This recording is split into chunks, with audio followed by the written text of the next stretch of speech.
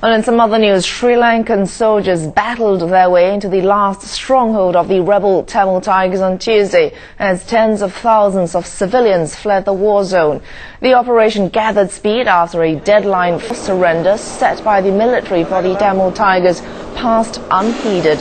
Instead, the Tigers have vowed not to give in and say they are confident they can win the war with the help of the Tamil people. The Tamil Tigers have been largely outgunned by the government's military build-up, which aims to wipe them out and finish that conflict once and for all. We stay in Sri Lanka, where, as we mentioned, tens of thousands of civilians are fleeing the fighting between government troops and rebel fighters. The Red Cross has described the situation as catastrophic. They've called for calm. Here's Wang Guan once again. The war continues for yet another day, and it's these people who are bearing the brunt. Thousands of Sri Lankan civilians were made homeless overnight and had to make their way to this refugee camp. On Tuesday alone, nearly 40,000 people escaped the violence.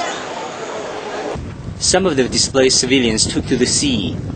They know the way ahead won't be easy, especially for those coping with the loss of loved ones. We are extremely worried about these tens of thousands of civilians who are trapped in this rapidly shrinking no-fire zone. We consider their situation at present to be nothing short of catastrophic. Earlier on Tuesday, Tamil rebels said thousands of civilians had died in a government raid on their territory.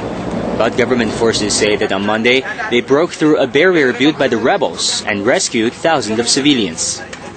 Human rights groups say the Tigers are holding many against their will, using them as human shields. So far, more than 50,000 people have been displaced, and Red Cross officials say the stream is continuing to flow. Wang Guan, CCTV.